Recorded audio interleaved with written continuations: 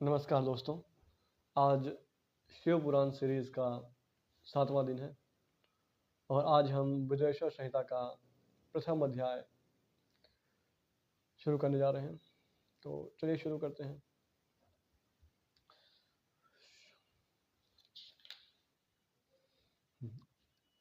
सूर्य जी कहते हैं, साधु महात्माओं, आपने बहुत अच्छी बात पूछी है।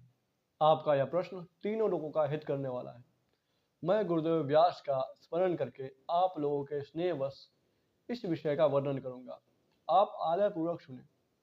सबसे उत्तम जो शिव पुराण है वह वेदांत का सार सर्वस्व है तथा वक्ता और श्रोता का समस्त पाप राशियों से उद्धार करने वाला है। इतना ही नहीं, वह परलोक में परामार्थ वस्तु को देने वाला है। कली की कल्म सिर राशि का विनाश करने वाला है। इसमें भगवान शिव के उत्तम यश का वर्णन है। ब्राह्मणों, धर्म, अर्थ, काम और मोक्ष, इन चारों पुरुषार्थों को देने वाला वह पुराण सदा ही अपने प्रभाव की दृष्टि से वृद्धि या विस्तार को प्राप्त हो रहा है। विप्रवरो, उस सर्वोत्तम शिव पुराण के अध्ययन मात्र से वे कलयुग के पापाशक्त जीव श्रेष्ठतम गति को प्राप्त हो जाएंगे।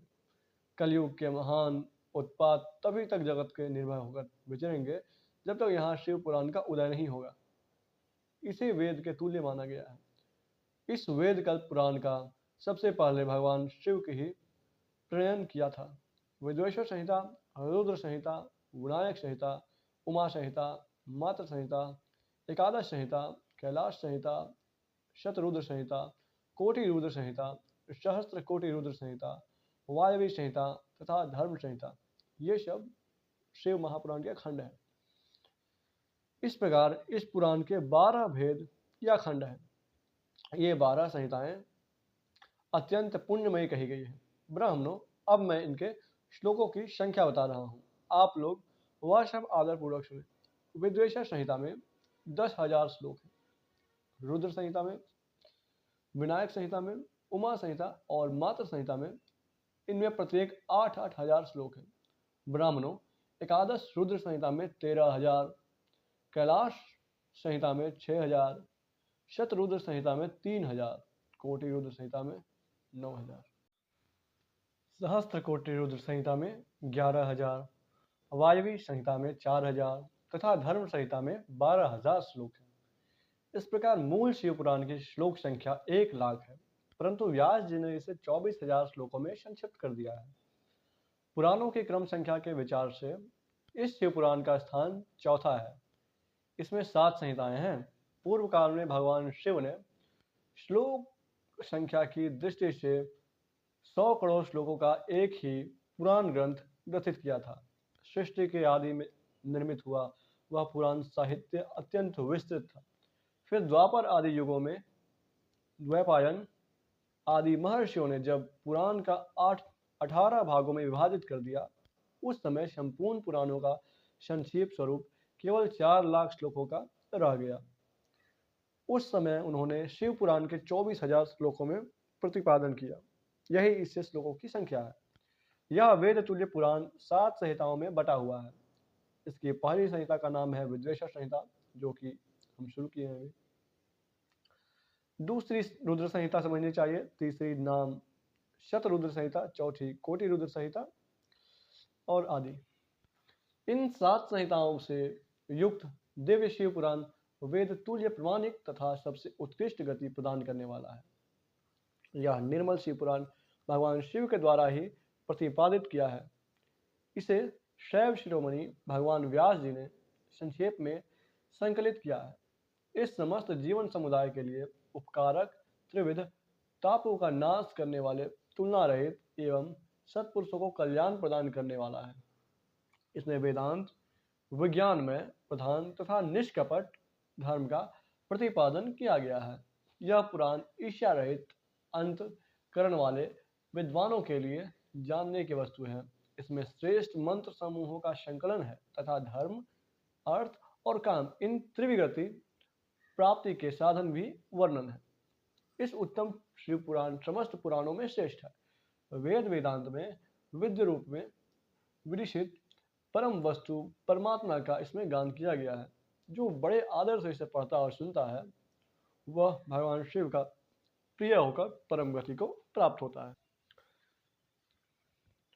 दूसरा अध्याय साध्य साध्य आदि का विचार तथा श्रवण कीर्तन और मनन, इन तीन साधनों की श्रेष्ठता प्रतिपादन, यह इस दूसरे अध्याय का मुख्य अंग है।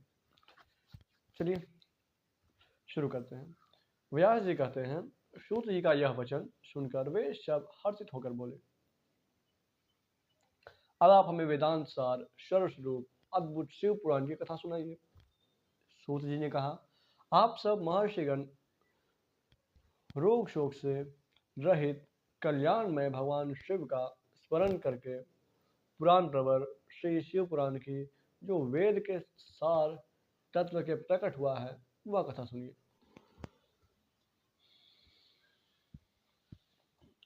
शिव पुराण की भक्ति, ज्ञान और वैराग्य, इन तीनों का प्रीतिपूर्वक गान किया गया है और वेदांत वेद सत्सतों का विशेष रूप से वर्णन है। इस वर्तमान कल्प में जब सृष्टि कर्म आरंभ हुआ था, उन दिनों 6 कुलों में महर्षि परस्पर वाद विवाद करते हुए कहने लगे, अमुक वस्तु सबसे उत्कृष्ट है और अमुक नहीं। उनके इन विवादों ने अत्यंत महान रूप धारण कर लिया।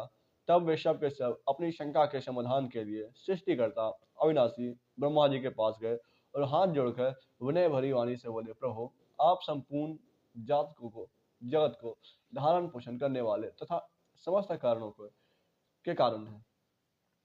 हम यह जानना चाहते हैं कि संपूर्ण तत्व में या फिर संपूर्ण तत्व से परे परात्पर पुराण पुरुष कौन है। ब्रह्मा जी ने कहा, जहां से मन सहित वाणी उन्हें न पाकर लौट आती हो तथा जिनके ब्रह्मा विष्णु रुद्र और इंद्र आदि युक्त यह संपूर्ण जगत समस्त भूतों एवं इंद्रियों के साथ पहले प्रकट हुए हों, वे ही ये देव महादेव सर्वज्ञ तथा संपूर्ण जगत के स्वामी हैं। ये ही सबसे उत्कृष्ट है। भक्ति से ही इनका साक्षात्कार होता है, दूसरे किसी उपाय से कहीं इनका दर्शन नहीं होता। रुद्र, हरि, हर तथा अन्य देवेश्वर सदा उत्तम भक्ति भाव से इनका दर्शन किया करते हैं। भगवान शिव में भक्ति होने पर मनुष्य संसार बंधनों से मुक्त हो जाता है। देवता के कृपा प्रदान से उनमें भक्ति होती है और भक्ति से देवता का कृपा प्रसाद प्राप्त होता है। ठीक उसी तरह जैसे यहाँ अंकुर से बीज और बीज से अंकुर पैदा होते हैं, इसलिए तुम सब महर्षि भगवान शंकर का कृपा प्रसाद पाकर प्राप्त करने के लिए भूतल पर जाकर वहां सहस्त्रों वर्षों तक चालू रहने वाले एक विशाल यज्ञ का आयोजन करो। इन यज्ञपति भगवान शिव जी का कृपा से वेदों विद्या से सारभूत साध्य साधना का ज्ञान होता है।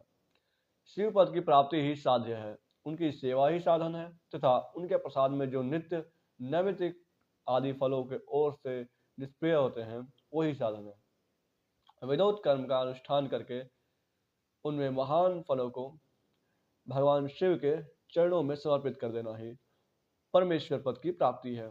वही श्लोक्यों आदि के क्रम से प्राप्त होने वाले मुक्त होते हैं।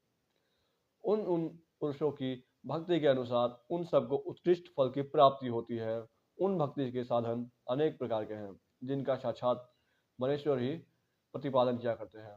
उनमें से सारभूत साधकों को संक्षिप्त करके का उतार रहा हूँ। कान से भगवान के नाम गुण और लीला का श्रवण, वाणी का उनका कीर्तन तथा मन से द्वारा उनका मनन, इन तीनों महान साधनों को कहा गया है। तात्पर्य यह है कि महेश्वर का श्रवण कीर्तन और मनन करना चाहिए।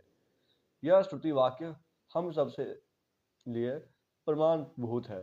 इसी साधन से संपूर्ण मनोरथ की सिद्धि होने लगे हुए आप लोग परम साधे को प्राप्त हो लोग प्रत्यक्ष वस्तुओं को आंख से देख उसके प्रविष्ट होते हैं, परंतु जिस वस्तु का कहीं भी प्रत्यक्ष दर्शन नहीं होता उसे श्रवण इंद्रिया द्वारा जान सुनकर मनुष्य उसकी प्राप्ति के लिए चेष्टा करता है। अतः पहला अध्याय या फिर पहला साधन श्रवण ही है।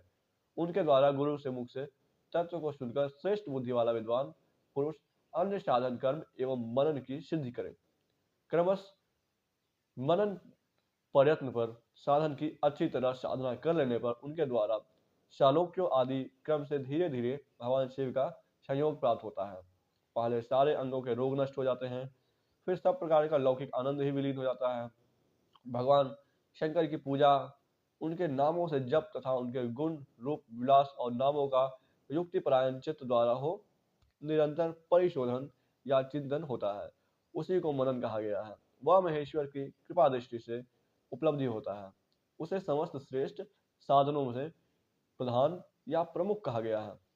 सूर्य जी कहते हैं, मुनीश्वरों, इस साधन का महात्म्य बताने के प्रसंग में मैं आप लोगों के लिए एक प्राचीन वृतांत का वर्णन करूंगा।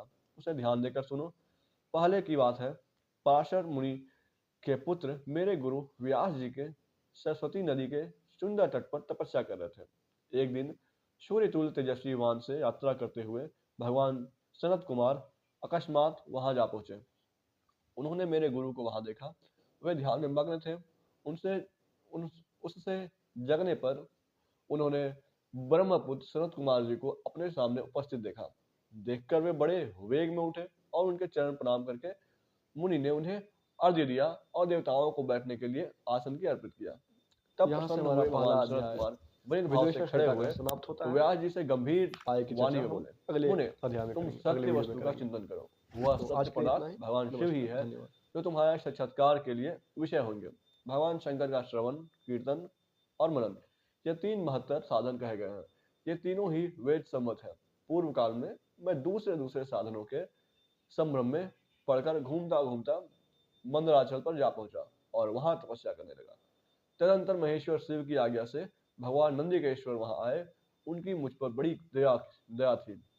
वे सबके साक्षी तथा शिवगणों के स्वामी भगवान नंदिकेश्वर मुझे स्नेह पूर्वक मुक्ति का उत्तम साधन बताते हुए बोले, भगवान शंकर का श्रवण, कीर्तन और मनन, ये तीन साधन वेद सम्मत है और मुक्ति के साक्षात कारण है। यह बात स्वयं भगवान शिव ने मुझसे कही है। अतः ब्राह्मण, तुम श्रवण आदि तीनों साधनों में अनुष्ठान करो। व्यास जी के बारंबार ऐसा कहकर अनुगामियों सहित ब्रह्मपुत्र संत कुमार परम सुंदर ब्रह्मधाम को चले गए। इस प्रकार पूर्व काल में इस उत्तम वृतांत का मैंने संक्षेप में वर्णन किया है। ऋषि बोले, सूत जी, श्रवण आदि तीन साधनों को अपने मुक्ति का उपाय बताया है, किंतु जो श्रवण आदि तीनों साधकों के असमर्थ हो, वह मनुष्य किस उपाय का अवलंबन करके मुक्त हो सकता है? किस साधन भूत कर्म से द्वारा बिना यत्न के मोक्ष मिल सकता है? यह प्रश्न है कि हम अगर भगवान शिव का स्मरण, मनन और चिंतन नहीं कर सकते तो कोई और दूसरा उपाय है जो काफी आसान हो और बिना प्रयत्न की बिना ज्यादा कर्म किए हुए हम भगवान शिव की कृपा पा सकें? तो यह प्रश्न है। इसका उत्तर हम अगले अध्याय में पढ़ेंगे, अगले वीडियो में। तो आज के लिए इतना ही। नमस्कार, जय श्री राम।